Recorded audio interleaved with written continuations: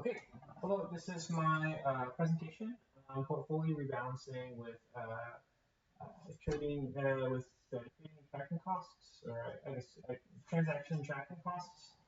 So the basic idea behind this is consider some stock market portfolio, right? Um, so for instance, in this project, I have um, Apple, Microsoft, Google, Amazon, Meta, Nvidia, Tesla, JP Morgan, Bank of America, etc. I have just a basket, a universe of how many stocks is this? I guess it's 26 or 24 stocks. Um, and I have some optimal allocation of these stocks.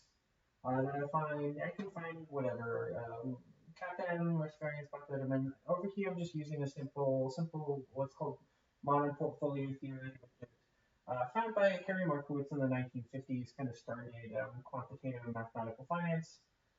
I want to be able to penalize two things. First, let's kind of bring this back. First, I want to be able to penalize the drift from um, the optimal portfolio. So here I have, kind of the portfolio W minus the target portfolio um, with a Q operator here. And then I also want to be able to penalize the actual trading rate. So you can think of this as modeling. You can think of the difference between the target portfolio to be something like, I don't want to be, if I have an optimal allocation, I want to, try to get there. But at the same time, I don't, if I trade like too volatilely or too much, maybe there's bad things that can happen from that. So the finance, maybe you're crossing the bid-ask spread, right? Buyers and sellers have, buyers and have a slightly lower maximum price sometimes than the seller's minimum price. So you have to cross that spread and kind of pay a penalty, capital gains taxes, and there's other reasons why you might want to cap like the total amount of trading that you're doing. But so that's what this project is, and I kind of explain as I go through here. Um, say I have a portfolio, vector portfolio positions for universes and assets, 26 here. I'd like to move to target allocation over time. Yes, cost money, positions cost, adjusting positions cost money due to trading fees and all these other things. I thought about using stochastic control here. I thought that would be a really good idea. And that would be fun, especially because stochastic control is something I'm interested in doing. It probably ended up being a good thing that that's not really in for this project because stochastic control is a little difficult, and all of the stochastics kind of don't matter for this project. All we care about is our drift vector mu and our covariance sigma. So that's basically basically what we care about, which is our mean and kind of our volatility, our variance, right? So we're going to have our state variable. It's actually going to be easier for the math, although it's kind of interchangeable. We're going to have our state variable be the difference between our current portfolio and the target portfolio. So um, so if we're plus, if we're two greater, if we have two more than this in the target portfolio, so we're going to, maybe plus two. And I guess something to clarify here, what this looks like for a portfolio, what that means is they're normalized so that everything adds up to one. And you can have a positive or a negative, what we call a position, in a particular stock or in a particular asset. Um, so positive means what you would expect, which means it's just you hold this amount of stock. We would call it a long position.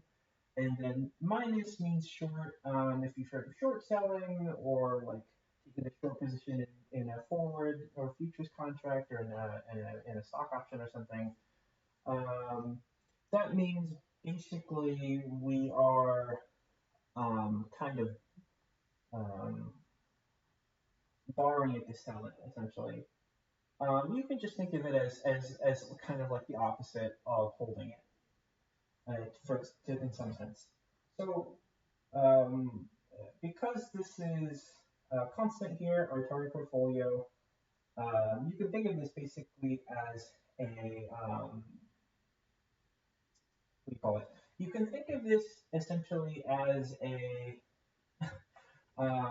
this is really simple integrated dynamics, right?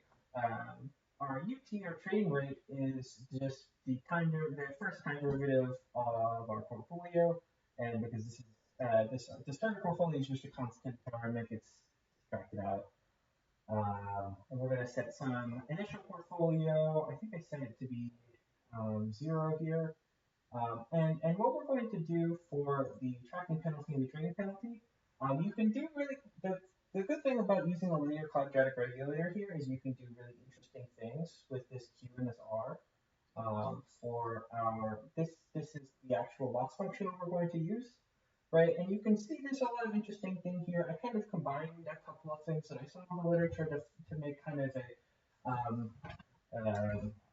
to kind of I guess this would be kind of a maximal loss function with incorporating a lot of different stuff. Um, so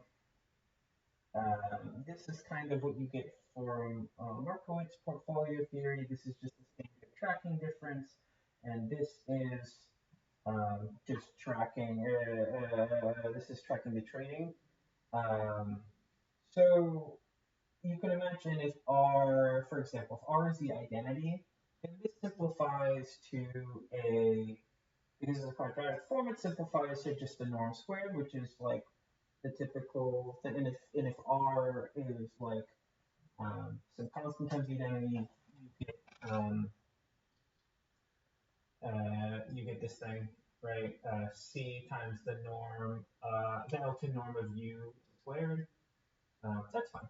So what we want for portfolios, we want them to be just for back. I'm going to finish up the background. The idea is that you want them to sum to one because you don't just get to um, if your position is you get something good out of it, you don't get to maximize that forever by just like um, multiplying how much money you invest, right? So you want to kind of control for the direction over just like the magnitude. Yeah. So the condition is just an axis. So our mean returns look like this, and we're doing log returns. This is very standard model portfolio theory. All this means is that um,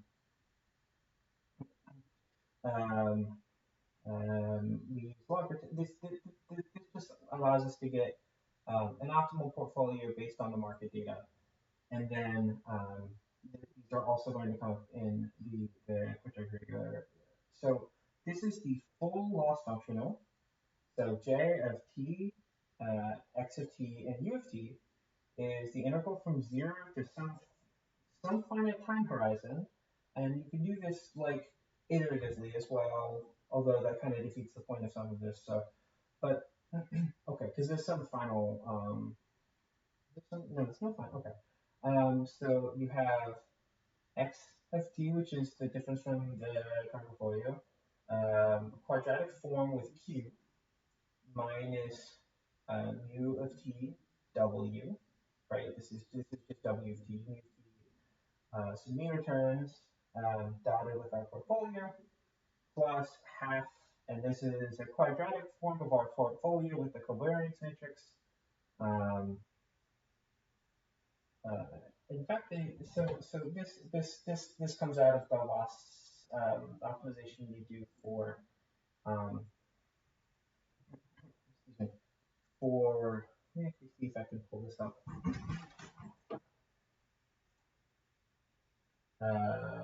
If I do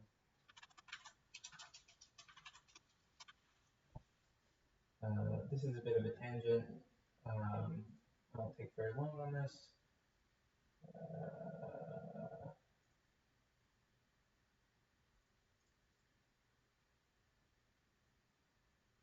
Uh, um,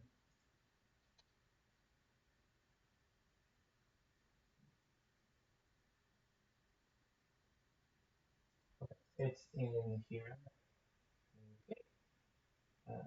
Slides. This is something I did last semester for numerical linear algebra. Um,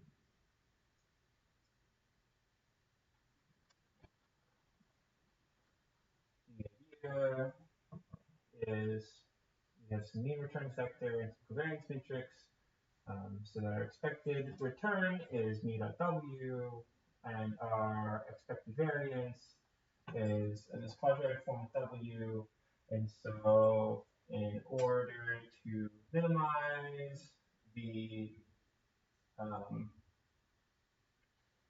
in order to minimize the or in order to minimize the variance and maximize the return, basically to maximize what we call the Sharpe ratio, which is like return per unit risk.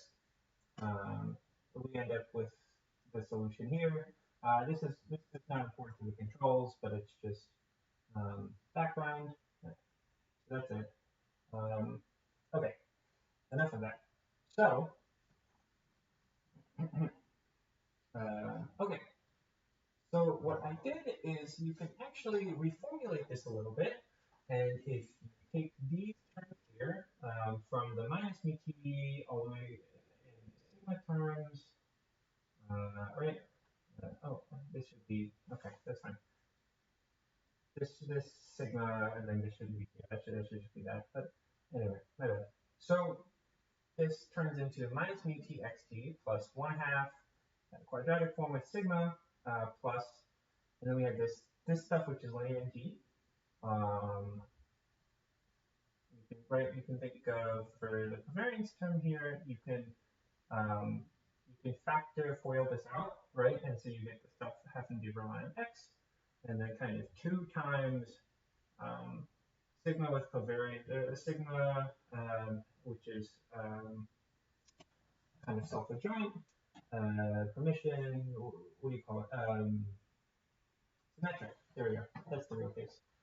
With w target and x of t, so we can just do this, plus 1/2 of this part at the end, minus mu t of the w target part. So these are constant, so we don't care, because they will have a constant contribution to the loss functional. We don't care. And then these parts are linear in x.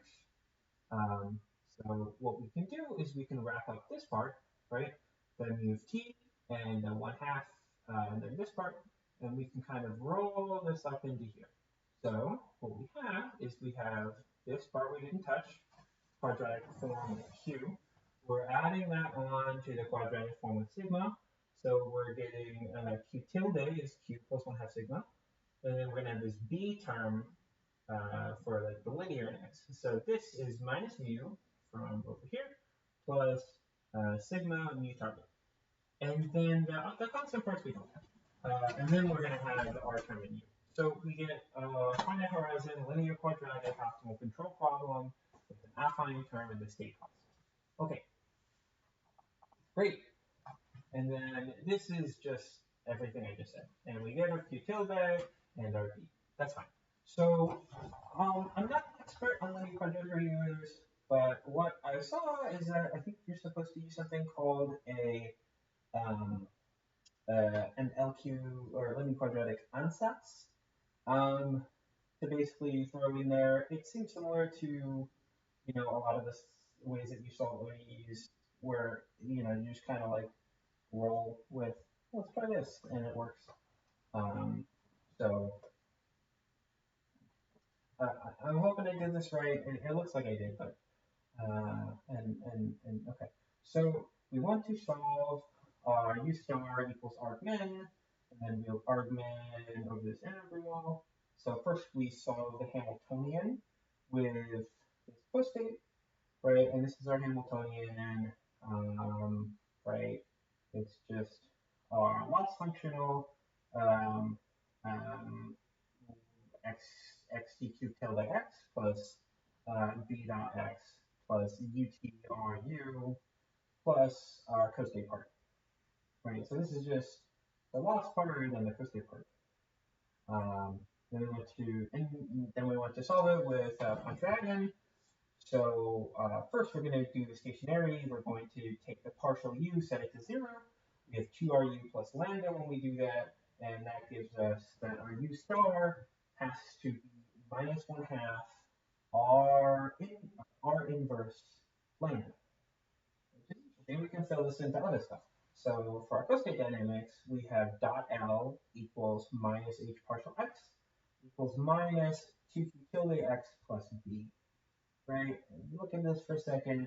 Um, some of the matrix stuff with taking derivatives is a little squinty, but you look at it for a second, okay, you can convince yourself that that checks out. Okay, so we're going to do what this LQ ansatz, which is 2 P of t, x of t plus s of t.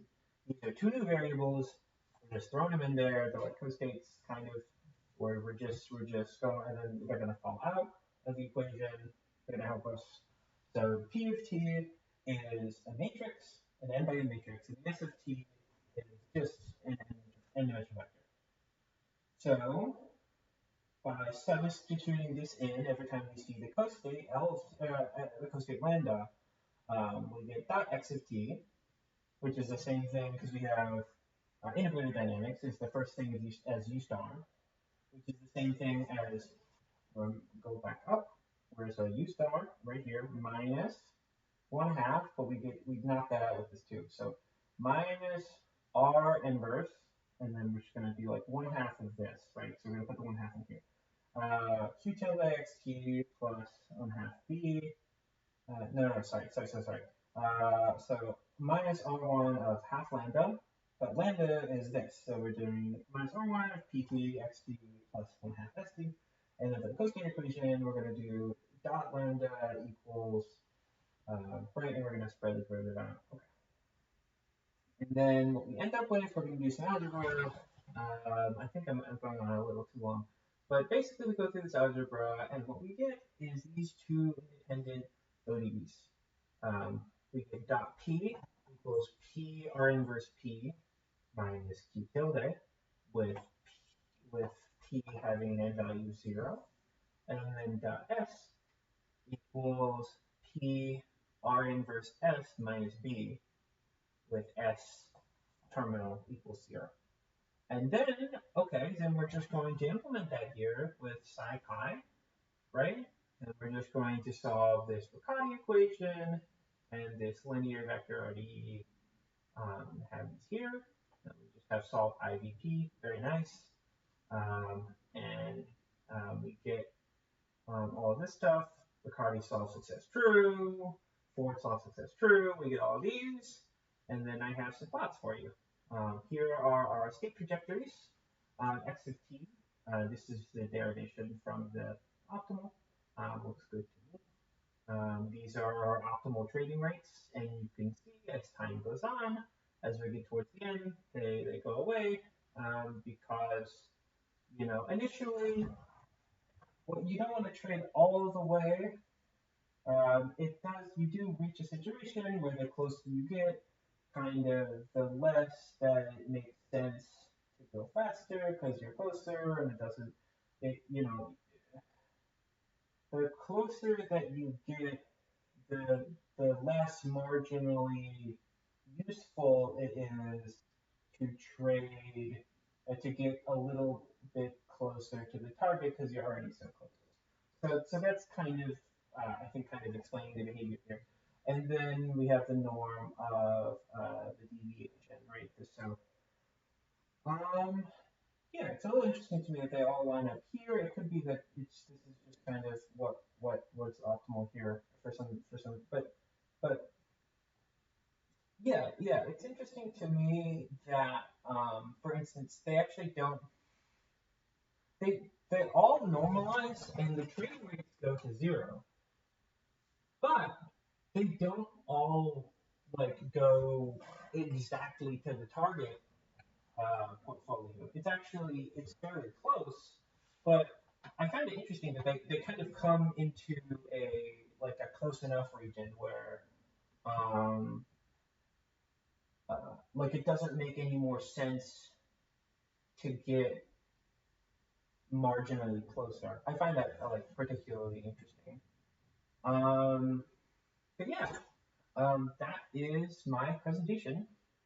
Thank you so much for your time. I really, really enjoyed this class. Um, yeah, that's everything. Thank you so much.